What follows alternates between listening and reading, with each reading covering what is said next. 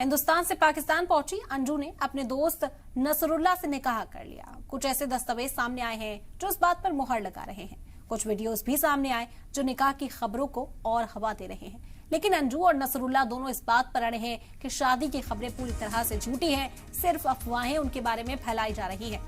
आपको बता दें कि अब तक चर्चा सीमा हैदर को लेकर हो रही थी, लेकिन खैबर पख्तूनख्वा पहुंची अंजू को लेकर अब ये चर्चा शुरू हो गई है। वीडियोस आप देख सकते हैं जो सामने आई है।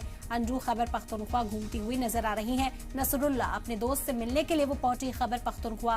फेसबुक पर दोनों की दोस्ती हुई थी, लेकिन अंजू की ओर से कहा गया कि महज जो नसरुल्लाह है वो मेरे दोस्त हैं और मैं पाकिस्तान देखना चाहती थी, खैबर पख्तूनख्वा देखना चाहती थी।